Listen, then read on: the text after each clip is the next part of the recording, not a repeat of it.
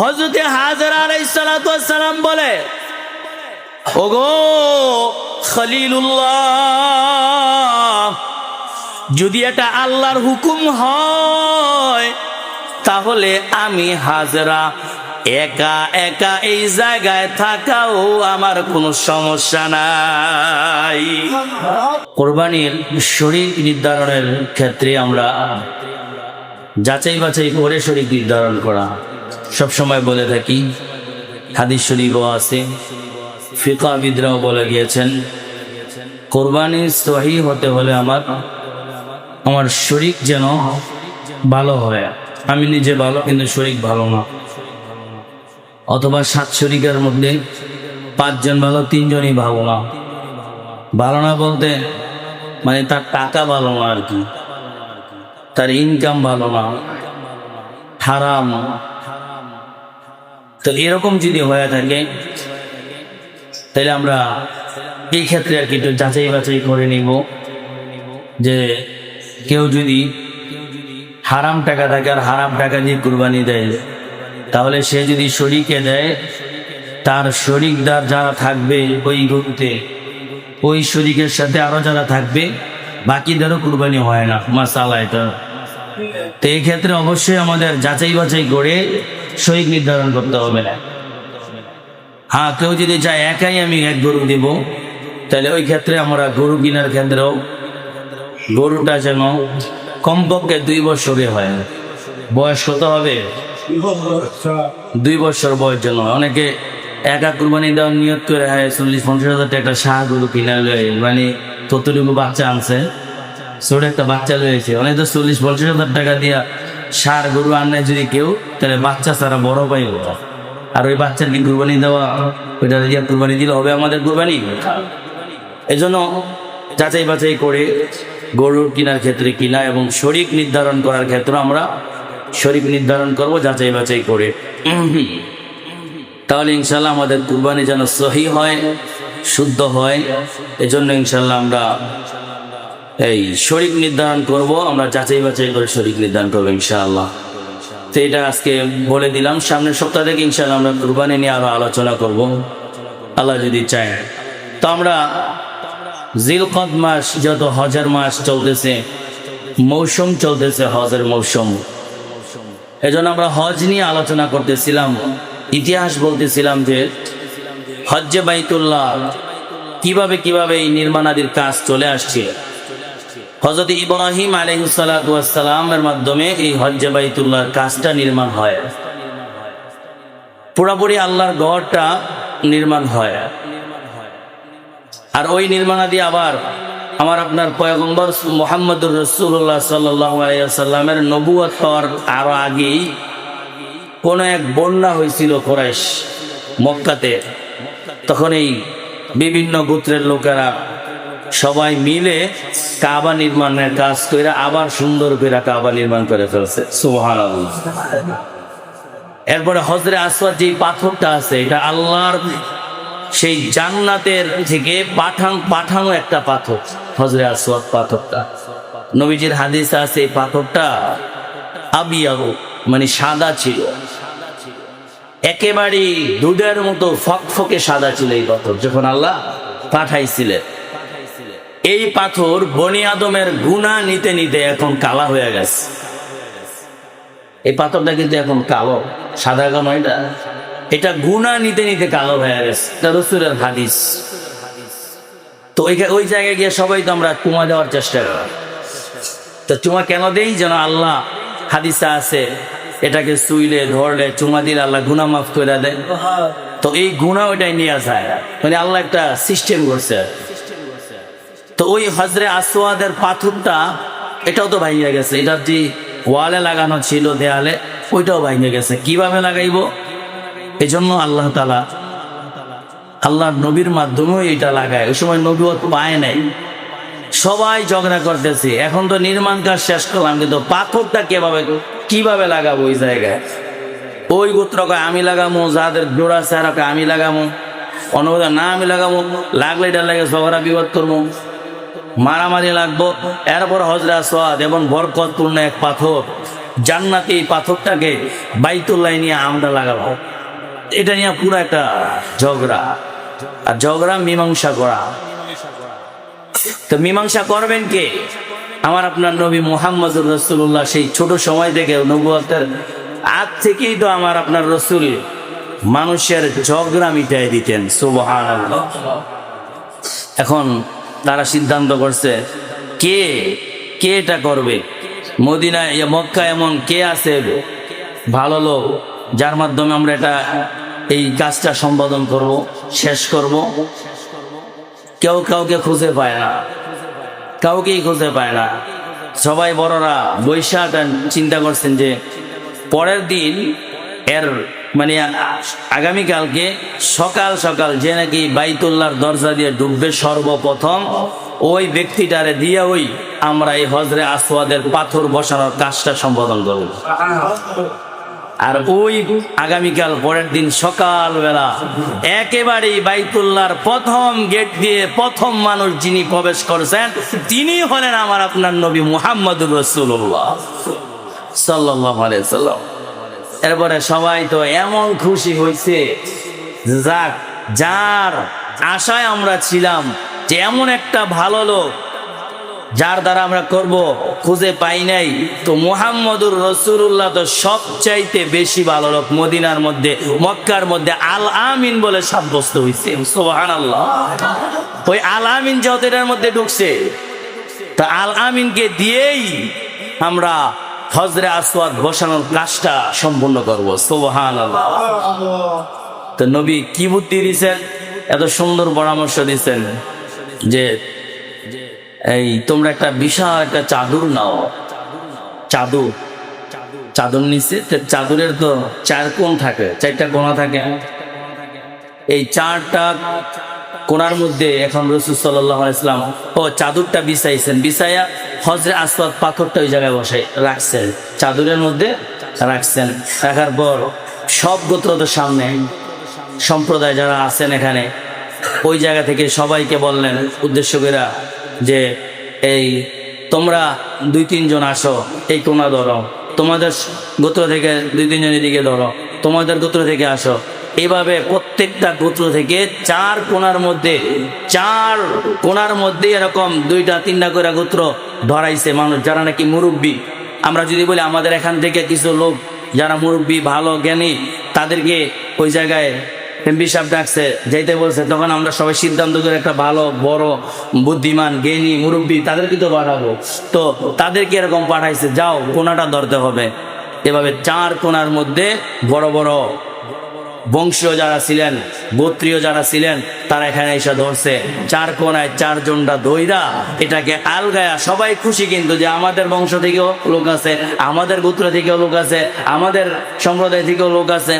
এইভাবে সবাই খুশি। এখন মুহাম্মদ সাল্লাল্লাহু আলাইহি ওয়াসাল্লাম কি জ্ঞানী, কি কৌশল তিনি করছেন যে সবাই তো এই পাথরের ধরা সম্ভব নয়, কিন্তু চাদরের মধ্যে সবাই ধরা সম্ভব। সুবহানাল্লাহ। এই ধরা সবাই ধইরা নিয়া একেবারে এই দেয়ালের সামনে নিয়ে গেছেন, বাইতুল্লাহর সামনে নিয়ে গেছেন। এরপরে আমার আপনার পয়গম্বর সাল্লাল্লাহু আলাইহি ওয়াসাল্লামের হাত দিয়া পাথরটা ওদিকে লাগাই দিয়েছেন। আর জোরে বলেন না সুবহানাল্লাহ। তো এইভাবে ওই সময় এক বন্যায় ভেঙে গেছিল, নির্মাণ হয়েছে। ওই নির্মাণ এখনো পর্যন্ত এভাবেই আছে। আর সামনে যে বাদশা হয় আস্তে আস্তে আরো সুন্দর করে, আরো নির্মাণাদি করে, কিন্তু কলা কৌশল যেটা ছিল আগের ওইভাবেই আছে। তো যাই হোক, এভাবে নির্মাণাদির কাজ চলে আসছিল। হযরত ইব্রাহিম আলাইহিস সালাতু ওয়াস সালামকে আল্লাহ তাআলা এত বিশাল একটা কাজ করাইছেন, বাইতুল্লাহ নির্মাণ করাইছেন। সুবহানাল্লাহ বলে। শুধু তাই নয়, নবী ইব্রাহিমকে দিয়ে আল্লাহ তাআলা বাইতুল্লাহ যেই সমস্ত কাজগুলো আছে, হজের যেই সমস্ত কার্যক্রম আছে, সমস্ত কার্যক্রমগুলো আল্লাহ তাআলা নবী ইব্রাহিমের ঘটনার মাধ্যমে সাব্যস্ত করছেন। হজের মধ্যে গেলে ওই জায়গায় গিয়া সাফার মারওয়া পার দৌড়াইতে হয়। সুবহানাল্লাহ। এই ঘটনাটা কোন জায়গা থেকে সূত্র? কয়টা হইল নবী ইব্রাহিম ওনার স্ত্রী হযরতে হাজরা আলাইহিস সালাতু ওয়াস সালাম ওনাকে রেখে আসছিলেন আল্লাহর হুকুমে। ওই বাইতুল্লাহর কাছাকাছি জায়গাটায় রেখে আসছিলেন। নবীর স্ত্রী কেমন? হযরতে হাজরা আলাইহিস সালাতু ওয়াস সালাম কয়, কয়দিন পরে তোমার সন্তান ভূমিষ্ঠ হবে আর তুমি আমার এখানে একা রাইখা যাইতেছো? ও নবী, কেন আমার একা রাইখা যাও? আমি কেমনে একা থাকবো? সন্তান যখন দুনিয়া আসবে তখন আমি কেমনে কি করব? কত কাজ আছে, একা একা আমি কি করব? নবী ইব্রাহিম কান্না করে আর কিছুই বলে না, কয় না তুমি এখানেই থাকো, আমাকে আদেশ করা হয়েছে। হযরতে হাজেরা আলাইহিস সালাতু ওয়াস সালাম কয়, নবী গো, আপনার এই আদেশটা কি আল্লাহর পক্ষ থেকে আসছে নাকি? সুবহানাল্লাহ। নবী ইব্রাহিম কয়, ওগো আমার স্ত্রী, এজন্যই তো আমি আর কিছুই বলতে পারতেছি না। এই আদেশ আল্লাহর পক্ষ থেকে আসছে, এজন্য আমি তোমারে একা একা এখানে রাইখা গেছি। একেবারে জঙ্গল, ওই সময় তো এরকম ছিল না, খালি জায়গা, আশপাশে কোনো বাড়িঘর নাই, কোনো মানুষ নাই। হযরতে হাজরা আলাইহিস সালাতু ওয়াস সালাম বলে, ওগো খলিলুল্লাহ,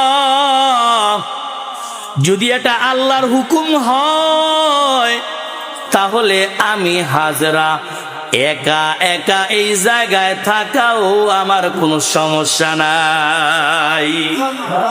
ঠিক আছে নবী ইব্রাহিম, যাও, আমি এখানে একাই থাকবো, যেহেতু আল্লাহ হুকুম করছেন। হযরতে হাজরা আলাইহিস সালাতু ওয়াস সালাম এই জায়গায় আছেন। কিছুদিন পর সন্তান ভূমিষ্ঠ হইল, হযরতে ইসমাইল আলাইহিস সালাতু ওয়াস সালাম ভূমিষ্ঠ হইছে। এখন তো সন্তান ভূমিষ্ঠ হওয়ার পর দোয়াদাইয়ের দরকার, পানির দরকার। সুবহানাল্লাহ বলেন, পানির দরকার। হযরতে হাজরা আলাইহিস সালাতু ওয়াস সালাম পাগলপাড়া হয়ে গেছেন, আশপাশে কোনো মানুষ নাই, বন জঙ্গল, এই জায়গার মধ্যে কোনো মানুষ নেই, আমি কিভাবে, কার কাছ থেকে, কোন বাড়ি থেকে পানি আনবো? পানি তো দরকার।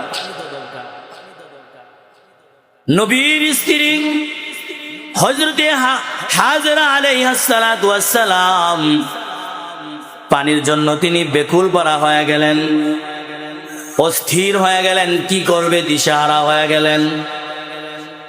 নবীর স্ত্রী হযরতে হাজরা ওই জায়গায় সন্তানটারে রাইখা উনি একটু দূরে গেছে, একটু যাইতেছেন যে দেখি একটু কাছাকাছি কোনো জায়গায় পানি পাওয়া যায় কিনা। উনি গেছেন ওই যে সাফা মারওয়া পাহাড়, ওই জায়গায় উনি গেছেন। উনি পাহাড়ের মধ্যে সাফার জায়গাটায় দাঁড়াইয়া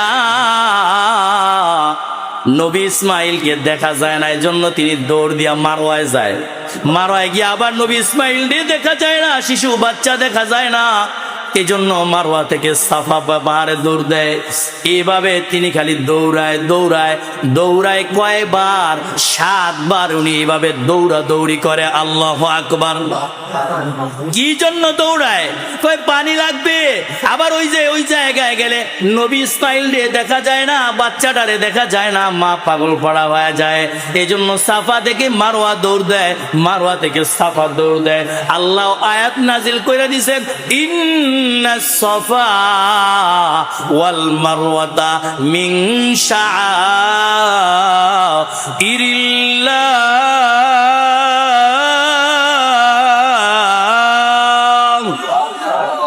নিশ্চয়ই এটা হলো সাফা আর মারওয়া, এটা হলো আল্লাহর নিদর্শন। এই সাফা মারওয়া পাহাড়ের মধ্যে 7 বার দৌড় দিছে। আর আমার আল্লাহ তাআলা আমার আল্লাহ তাআলা হযরতে হাজেরা আলাইহিস সালাতু ওয়াস সালাম ওনার এই দৌড়টাকে আমার আল্লাহ কবুল কইরা নিছে। কবুল কইরা আমার আল্লাহ পুরা বিশ্ববাসীর জন্য আদেশ করে দিলেন, ও জগতের মানুষ শোনো, এই সাফা মারওয়া পাহাড়ের মধ্যে আমার ওই প্রিয় বান্দিটা দৌড় দিছে, কত মায়া লাগাইয়া দৌড় দিছে, কত মোহাব্বত লাগাইয়া দৌড় দিছে। এই মোহাব্বতটা আমি আল্লাহ বড় পছন্দ করে নিছি। আল্লাহু আকবার। এই জন্য ও হাজী সাহেবরা, কিয়ামত পর্যন্ত এই যত হাজী সাহেবরা তারা এই হজ্জে বাইতুল্লাহ হজ করার জন্য আসবা গো, আমি আল্লাহ তাআলার এই হুকুম সাফা মারওয়ায় দৌড় দেওয়াটা এমন পছন্দ করছি, এখানে দৌড় না দিলে তোর হজ কবুল হবে না। হাজী সাহেবরা ওই জায়গায় দৌড়ায় না? এই যে যারা হাজী সাহেব আছেন দৌড়ায় না? না দৌড় দিলে তো হজই কবুল হবে না। আল্লাহু আকবার বলেন না। দৌড়াইতে উনি 7 দৌড়ের পরে পানি তো আর পায় না, ওই জায়গায় আবার গেছেন সন্তানের কাছে গিয়া দেখেন আল্লাহ তাআলা ওই জায়গায় আরেক জলক উঠাই দিচ্ছেন। কি উঠাইছেন? আল্লাহ তাআলা নবী ইসমাইল শিশু বাচ্চার কাছে যখন গেছে, হযরতে হাজেরা যখন গেছে, পানি পায় না, খুব দুঃখ নিয়ে গেছে। আল্লাহ, পানি ছাড়া আমি কেমনে কি করব, এত বড় ভিতরে অনেক দুঃখ, কি করব, কেমনে কি করব, না যাই। 7 বার হয়েছে পানি পাই নাই, গিয়া এখন আমার সন্তানদারি আবার একটু দেখে আসি, কাছাকাছি গিয়া দেখেন গো ইসমাইল আলাইহিস সালাম যে বাচ্চাটা পাটা এমন করে যে ওই পায়ের গোড়ালির মধ্যে আল্লাহ চমচম কবুটাই দিছে। এটা এমন একটা কবুলিয়াত হইছে। আমার আল্লাহ কয়, আনেওয়ালা উম্মত, কিয়ামত পর্যন্ত যত উম্মত আসবা, যত হাজিরা আসবা, এই বাইতুল্লাহ আসবা, আইসাই আমি আল্লাহর এই হজ্জে বাইতুল্লাহ আইসাই জমজম কূপ নামে এই নিদর্শনটা নিজের চোখে দেখা যাইতে পারবা। এটা আমি ইসমাইলের পায়ের খোঁচাখুচির মাধ্যমে উঠাই দিছি। সুবহানাল্লাহ। এমন কবুলিয়াত হইছে যেটা আল্লাহ তাআলা সাফা মারওয়ায় দৌড় দিছে, এটারে কবুল করে লাইছে, হজই হবে না না দিলে। সুবহানাল্লাহ। এই কবুলিয়াত জায়গা দেখতে হলে কোথায় যাইতে হয়? মক্কা বাইতুল্লাহ দেখতে গেলে এগুলা দেখা যায়, ঠিক কিনা?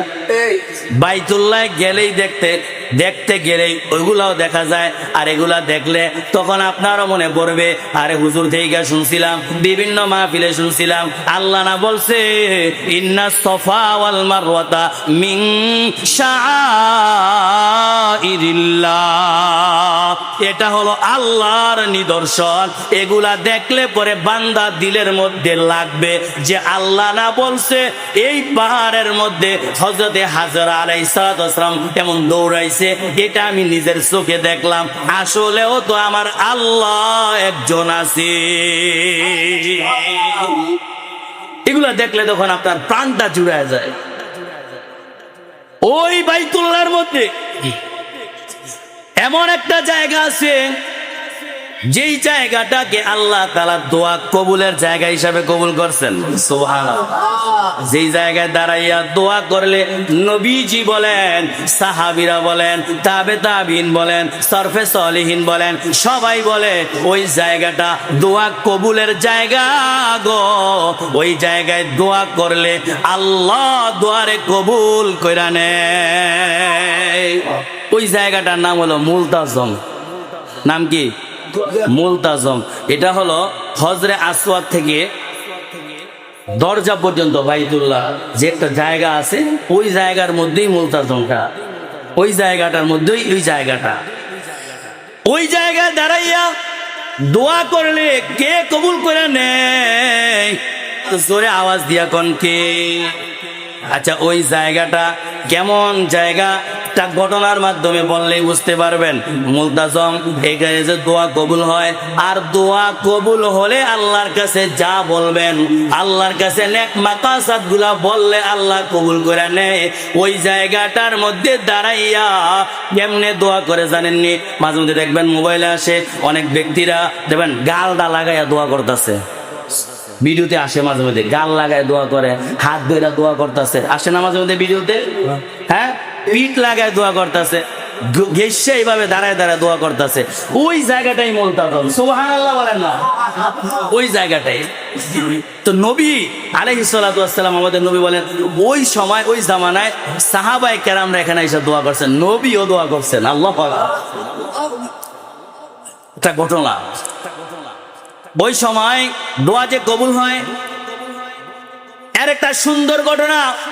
হযরতে হাজ্জাজ বিন ইউসুফ একটা বাদশা ছিলেন, সম্রাট বাদশা ছিলেন। এক সময় উনি বাদশা ছিলেন, রাজত্ব করতেন। ওই সম্রাট হাজ্জাজ বিন ইউসুফ, ওনার জামানায় একটা ঘটনা, হাজ্জাজ বিন ইউসুফ এরকম মাঝে মধ্যেই তো বাইতুল্লাহ আসতেন, আইসা দোয়া করতেন, আইসা তওয়াফ করতেন। হাজ্জাজ বিন ইউসুফ একদিন মক্কায় আসবেন, বাইতুল্লাহ আসবেন, তো তার যে আশপাশের সিকিউরিটি ছিল তাদেরকে নিয়ে আসছেন, গার্ড যারা ছিল তাদেরকে নিয়ে আসেন, যত বাদশাহ সম্রাট নিয়ে আসছে। তো যারা হাজ্জাজ বিন ইউসুফরে দেখে সবাই কয় গভর্নর আসছে, দূরে চলে যাও, সবাই জায়গা ভাগ করে দেয়, মাঝখানে জায়গা দিয়ে দেয়, এই গভর্নর আসছে, সম্মান।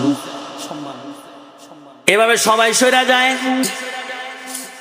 হাঁটতে হাঁটতে মুলতাজাম পর্যন্ত গেছেন, যেখানে দোয়া কবুলের জায়গা, ওই জায়গায় গেছেন। গিয়া দেখেন একটা লোক ওই জায়গায় দাঁড়াইয়া আল্লাহর কাছে দোয়া করতেছেন। ওই ব্যক্তিরা সরে টরে না, কিরে হাইদি দূরে দূরে যায় না, সবাই তো ভয়ে গেছে গা বা সম্মানার্থে একটু দূরে চলে গেছে, আমাকে জায়গা দিয়ে দিল। কিন্তু এই ব্যক্তি দূরে দূরে যায় না, এই যে আওয়াজ হইতেছে বা কাছাকাছি দেখতেছে, যায় না। এখন হাজ্জাজ বিন ইউসুফ দাঁড়ায় রয়েছেন তার পাশে, দাঁড়ায়া যে হ্যাঁ কি দোয়া করে দেখি, হ্যাঁ যত যাইতেছে না দোয়া করুক। এখন ওই দাঁড়ায় দাঁড়ায় দোয়া করতেছেন, আল্লাহ আমার চোখ নাই, তুমি আমার চোখ দিয়া দাও, আমার এই চোখ দিয়ে আমি আমার মারে দেখতে পারি না, আমার বাবারে দেখতে পারি না, আমার এই চোখ দিয়ে আমি দুনিয়ার এত সুন্দর সুন্দর দৃশ্য নাজ নিয়ামত তুমি দিছো, এগুলো আমি আল্লাহ দেখতে পারি না গো মাওলা। এজন্য আমার মনের মধ্যে বড় কষ্ট। আমার বাবার মাধ্যমে, মায়ের মাধ্যমে দুনিয়াতে আসছি, কিন্তু মারে কখনো মা বইলা ডাক দিছি, কিন্তু কখনো মার চেহারাটা দেখতে পারি নাই। মা বইলা ডাকি কিন্তু মায়ের চেহারা দেখি নাই, বাবা বইলা ডাকি বাবারে তার চেহারাটা আমি দেখি নাই। যারা অন্ধ তাদের কাছে জিজ্ঞাসা করেন, বললেই কান্না করে দিব। যদি কও যে তুমি তো মায়ের মাধ্যমে দুনিয়াতে আসছো, মারে দেখছো নি, অন্ধ কইব না মায়ের সবকিছু আমি পাই, আদর যত্ন পাই, কিন্তু মায়ের চেহারাটা কেমন দেখতে পারি নাই। মায়ের চেহারাটা কেমন, বাবার চেহারাটা কেমন আমি দেখতে পারি না। এজন্য ওই অন্ধদের অনেক বড় কষ্ট যে মার ডাক শুনি, মায় আদর করে, মায়ের চেহারার মধ্যে হাত বুলায় দেয়, মাথায় হাত বুলায় দেয়, খাওয়ায় দেয়, কিন্তু মার চেহারাটা কালা না সুন্দর কেমন কিছুই পেতে পারি না, তার আকৃতিটা কেমন কইতে পারি না। তো এই কষ্ট নিয়া ওই অন্ধটাও মুলতাজামে দাঁড়ায়া আল্লাহর কাছে দোয়া করে, আল্লাহ আমার চোখ নাই, আমি শুনছি এই জায়গায় দাঁড়াইয়া দোয়া করলে নাকি তুমি কবুল করো, আল্লাহ গো তুমি আমার চোখ দান করো, আল্লাহ তুমি আমার চোখ দান করো। এভাবে কয়েক মিনিট ধরে দোয়া করে। এরপরে হাজ্জাজ বিন ইউসুফ ডাক দিছে, এই অন্ধ, এই অন্ধ তুমি একটু রাখো। অন্ধ চুপ হয়ে গেছেন। কি রে, কেমন কেমন বয়সটা শোনা যায়, চেনা চেনা লাগে, কে এই তুমি কে? আমি হইলাম হাজ্জাজ বিন ইউসুফ। অন্ধ ভয় পেয়ে গেছে। কয় কি হাজ্জাজ বিন ইউসুফ আসছে, আমি এখনো দাঁড়ায় রয়েছি এখানে। কয় হাই চিন্তা করো না, খারাপ দৌড় দৌড় দিও না, তুমি কি করতেছ? কয় আমি দোয়া করতেছি আল্লাহর কাছে, আমার চোখ নাই এজন্য আমি দোয়া করতেছি আল্লাহ যেন আমার চোখটা ফিরে দেয়, এজন্য আমি দোয়া করতেছি। কয় আচ্ছা দেখি তো তোমার দোয়া কবুল হয়েছে না? আমি তো অনেকক্ষণ ধরে আসছি শুনতেছি, দেখি তো দোয়া কবুল হয়েছে নি। আচ্ছা বলো দেখি এখানে কয়টা আছে? কয় 5টা। আচ্ছা বলো এখানে কয়টা আছে? কয় 3টা। আরে এখনো তোমার চোখ দিয়া দেখো না, আল্লাহ এখনো দোয়া কবুল করে নাই। এই অন্ধ শোনো শোনো, আমি হাজ্জাজ বিন ইউসুফ এত বড় জালেম একজন শাসক, এত বড় জালেম, আবার ভালো কাজও করছে। কোরআনের কারিমের মধ্যে যে জের জবর দেখেন, পেশ দেখেন, জজম সাকিন দেখেন, এগুলো হাজ্জাজ বিন ইউসুফ লাগাইছে। সুবহানাল্লাহ, ভালো কাজও করছে, আবার অনেক বড় জালেম ছিল। অনেক সাহাবীদেরকে সে হত্যা করছে, নাউজুবিল্লাহ বলেন। অনেক সাহাবীদেরকে শহীদ করে দিয়েছে, এরকম বড় জালেমও ছিলেন। আবার এই কাজটাও ভালো করছেন, কোরআন শরীফে জের জবর লাগাইছেন যেন পুরা বিশ্বের মানুষ জের জবর দেখে দেখে পড়তে পারে। তো হাজ্জাজ বিন ইউসুফ কয় আমি এত বড় জালেম, আমিও কোনো কিছু প্রয়োজন হইলে এই জায়গায় আইসা আল্লাহর কাছে চাই, আল্লাহ দোয়া কবুল করে নেয়। আর তুই অন্ধ, এটা তো বেশি কিছু না, এই জায়গায় দাঁড়াইয়া দোয়া করবি আর আল্লাহ দোয়া কবুল করবে না, এটা হতে পারে না। ও অন্ধ, এখন তোরে আমি বললাম এই জায়গায় বৈশা, এই জায়গায় মধ্যে তুই এরকম বৈশা এখন আবার আল্লাহর কাছে চাওয়া শুরু করবি। চাইতে চাইতে তোর চোখটা আল্লাহর কাছ থেকে ফিরায় আনবি। যদি আল্লাহর কাছ থেকে চোখ ফিরায় না আনতে পারো, তাহলে আমার তলোয়ারটা বার করলাম, তোর গর্দানের উপরে রাইখা দিলাম, তোর গর্দানটা আমি কাইটা দেব একেবারে, যদি তুই দোয়া কবুল না করাইতে পারো। কি আস্থা বিশ্বাস নিয়ে বলছে।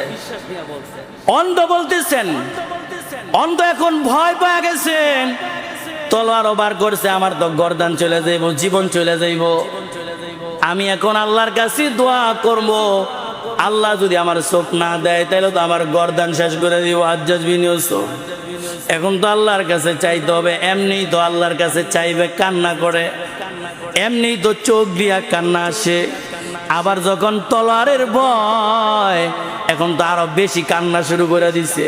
এখন হাতটা তুইলা মালিক রে ডাইকা কয়, আল্লাহ আমার 2টা চোখ নাই, এই ভুলটা জমে দাঁড়াইয়া তোমার কাছে আমি হাত তুইলা কান্দি, আমি আমার মারে দেখতে পারি না, বাবারে দেখতে পারি না, এই জন্য তোমার কাছে আমি 2টা চোখ আমি তোমার কাছে চাই, আমার চোখগুলা ফিরে দাও, তুমি তো পারো। কিন্তু মাওলা গো, এখন তো আমার গর্দানের উপরে হাজ্জাজ বিন ইউসুফের তলোয়ারটা লাগায় রাখছে, যদি আমার দোয়াটা কবুল না হয় তাহলে আমার গর্দান থেকে আমার কল্লাটা আলাদা করে দিব। ও আল্লাহ, তুমি আমার দোয়ারে কবুল করে নেও। এমন কান্না শুরু করে দিল, আমার আল্লাহ তাআলা ওই অন্ধ ব্যক্তিটার দোয়ারেও কবুল করে নিছে। এখন অন্ধ কয়, হাজ্জাজ বিন ইউসুফ গো, আমি এখন সব দেখি। জোরে বলেন না আল্লাহু আকবার। ও হাজ্জাজ বিন ইউসুফ, আমি এখন সব দেখতে পাই। হাজ্জাজ বিন ইউসুফ কয় ঠিক আছে, আচ্ছা কও দেই কয়টা? কয় 3টা। বলো কয়টা? 4টা। কয় কয়টা? কয় 5টা। হাজ্জাজ বিন ইউসুফ কয়, আসলেও তো তুমি সব দেখতে পারো। আরে অন্ধ, আমার তো আস্থা আছে, এই জায়গায় দাঁড়াইয়া আমি জালেম বাদশাহ হাজ্জাজ বিন ইউসুফ আল্লাহর কাছে যা কিছু প্রয়োজন চাইছি, আমার আল্লাহ সব দিছে গো। এখন আমিও এই আস্থা নিয়ে তোমারে বলছি, তুমিও যদি এই জায়গায় দাঁড়াইয়া চাওয়ার মতো চাইতে পারো, তাহলে আল্লাহ অবশ্যই দিবে। অন্ধরে তোমার চোখ তো দিয়া দিছে। ওই যে বাইতুল্লাহ গেলে এই জিনিসগুলো দেখা যায়, মুলতাজম দেখা যায়, জমজম কূপ দেখা যায়। কি নিদর্শন? এই পানি কিয়ামত পর্যন্ত শেষ হয় না। হজ্জে বাইতুল্লাহ নিয়ত করলে বাইতুল্লাহ তো দেখা যায়, মদিনায়ও যাইতে হয়, কারণ আমার আপনার পয়গম্বর বলছেন কেউ যদি বাইতুল্লাহ আসলো, বাইতুল্লাহ জিয়ারত করলো, কিন্তু আমি আল্লাহর রসুলের কবরে রওজারে জিয়ারত করলো না, তাহলে সে আমার উম্মত হতে পারে না। মদিনায় গিয়া তো রসুলের রওজায় গিয়া সালাম দেওয়া যায়, কারণ মদিনায় বাইতুল্লাহ আমাদের যাইতে মনে চায় কি চায় না? জোরে বলেন, চায় কি চায় না? কার কারে আশা আছে যাবো ইনশাল্লাহ? আবার হাত তোলেন। হ্যাঁ, আল্লাহরে দেখান, গত সপ্তাহ দেখাইছেন, এইবারও দেখান। আল্লাহ আমার তো যাইতে মনে চায়, মদিনায় গিয়া রসুলের রওজায় সালাম দিতে মনে চায়। আল্লাহ আপনি কবুল করেন, মঞ্জুর করেন। জোরে বলেন আমিন, আরো জোরে বলেন আমিন। মদিনা শরীফে আমরা সবাই যাব, কিন্তু আমাদের মনের মধ্যে আশা আছে, সম্বল নাই। মনে বড় আশা ছিল যাব মদিনায়, যারা পারি বলি, মনে বড় আশা ছিল যাব মদিনায়, আরব সাগর পাড়ি দেব, আরব সাগর পাড়ি দেব, নাই আমার তোমারি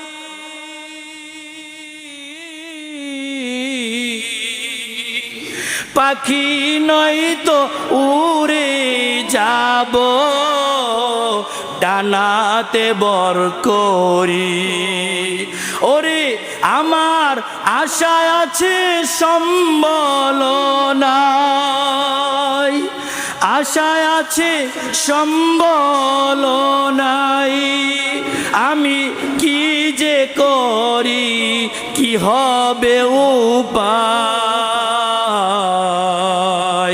মনে বড় আশা ছিল যাব মদিনা, মনে বড় আশা ছিল যাব মদিনা। মনের মধ্যে আশা আসেনি আমাদের? এই জোরে বলেন না, আসেনি আশা? আল্লাহ আমাদের মনের মধ্যে অনেক আশা গো মাওলা। বাইতুল্লাহ গিয়া জমজম কূপ দেখবো, বাইতুল্লাহ গিয়া তোমার ঘরে তফ করবো, বাইতুল্লাহ গিয়া লাব্বাইকের আওয়াজ দিব, বাইতুল্লাহ গিয়া সাফা মারওয়া দেখবো, বাইতুল্লাহ গিয়া শয়তানে পাথর মারবো। আল্লাহ মুলতাজমে দাঁড়াইয়া দোয়া করবো, মদিনায় গিয়া নবীজির রওজা দেখবো, রওজার পাশে দাঁড়াইয়া সালাম দিব। আল্লাহ গো, আমাদের যাদের মনের মধ্যে খাস আশা নিয়ে তোমার কাছে দোয়া করতেছে, আল্লাহ আমাদের দোয়াকে আপনি কবুল করেন, মদিনায় বাইতুল্লাহ যাওয়ার তৌফিক দান করে। আরো জোরে বলেন আমিন। গরিব হলেও যাওয়া যায়, গরিব হলেও যাওয়া যায় যদি আল্লাহ চান, আল্লাহ যদি কবুল করেন। এজন্য আশা নিয়ে থাকলে আল্লাহ অবশ্যই কবুল করেন। গরিব হলেও যে যাওয়া যায়, এরও দু একটা সুন্দর সুন্দর ঘটনা আছে যেগুলার মাধ্যমে আমরা বুঝতে পারতাম যে আসলে গরিব হলেও যে আল্লাহ কেমনে নিয়ে যায়। আমি অনেক আগে, 2-1 বছর আগে বলছিলাম যে এক বুয়া কিভাবে হজ্জে বাইতুল্লাহ গেছেন। বুয়া কিভাবে হজ্জে বাইতুল্লাহ গেছেন? বুয়া তার সার কাপড় মানে এহরামের কাপড় আনছে, স্যার এহরামের কাপড়গুলো আমি ধুয়া দিব। সুবহানাল্লাহ বলেন। কেন বলছে? আশা নিয়া বলছে যে এহরামের কাপড়টি আমি ধুবো, আর এই দোয়াতে ধুইলে আমি এটা ধৈরা ধৈরা আমি আল্লাহর কাছে দোয়া করবো, আল্লাহ আমারে তুমি এই এহরামের কাপড় পরায়া আমারে তুমি যদি বাইতুল্লাহ একটু নিয়ে ঘুরাইতা মাওলা, এই দোয়া আমি করবো। তো এই জন্য এহরামের কাপড়টা বলে, স্যার এহরামের কাপড়টা আমার দিয়ে না, আমি ধুয়া দেব। এহরামের কাপড়টা ধুয়া দিছে। এরপরে সেই সংক্ষেপে একদম এরপরেই খবর আসছে, বুয়া বলতেছেন, বুয়া বলতেছেন, স্যার আমার তো এই 2 মাসের জন্য একটা ছুটি লাগবো। 2 মাসের জন্য ছুটি লাগবো, তোমার আমি সব দায়িত্ব দিয়ে আমি হজে যাবো, এজন্য তুমি অনেক ছুটি নিয়ে যাইবা। আচ্ছা কি আর করা, তোমার যত জরুরত ঠিক আছে তুমি যাও।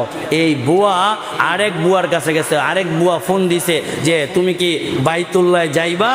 ওই খুইন শুই নাই তো সে খুশিতে বইরা গেছেন, যদি যাও তাহলে ছুটি নিয়ে আসো। এজন্য 2 মাসের ছুটি চাইছে, কিন্তু বলে নাই কোথায় যাবে। সো গেছে, যাওয়ার পরে তাড়াতাড়ি পাসপোর্ট করছে, তাড়াতাড়ি সব কিছু করছেন। কেন কয় আমার বিবি জানলে তোমার নিয়ে যাইতে হবে। ওই বাসার লোকে বলতেছেন আমার বিবি জানলে তোমার নিয়ে যাইতে হবে, ওই জায়গায় থাকবা, আমার বিবিকে নিয়ে হুইল চেয়ার ঠেইলা ঠেইলা তুমি হজ করাইবা, তওয়াফ করাইবা, জেনে জেনে যাওয়া দরকার, হুইল চেয়ার দিয়ে নিয়ে যাইবা, আর সাথে সাথে তুমিও তো বাইতুল্লাহ গেলা। সুবহানাল্লাহ।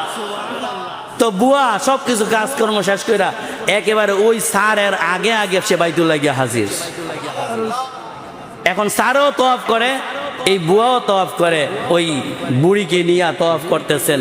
এখন স্যার দেখতেছেন কিরে আমার এই বুয়ার মতো দেখা যায়, আমার বাসার যে বুয়াটা ছিল পিছন দিয়ে এরকমটাই দেখা যায়। আবার মহিলা মানুষ কেমনে গিয়া ডাক দিই, বাইতুল্লাহ আসছি, লজ্জাও পাইতেছে, কেমনে গিয়া ডাক দিই আমি। এরপরে উনি এভাবে আস্তে আস্তে একটু সামনের দিকে গেছেন, পাশে থেকে গিয়া দেখেন যে হ্যাঁ ওই বুয়াই দেখা যায়। সুবহানাল্লাহ বলেন না, বুয়াই দেখা যায়। কয় কি করি, এখন তো কথা বলা যায় না, একটু সামনে যাই। যখন যাইতেছে সামনে গিয়া কয় এই তুমি আমাদের বাসার বুয়া না? কয় হ্যাঁ স্যার আমি ওই। আল্লাহু আকবার বলেন না। কয় তুমি কেমনে আসলা? আমি তো মাত্র গতকালকে আসছি, তুমি এখন তুই তওয়াফও করতেছ। কয় স্যার আমি শুধু গতকালকে না, আমি আরো 1 সপ্তাহ আগেই আসছি।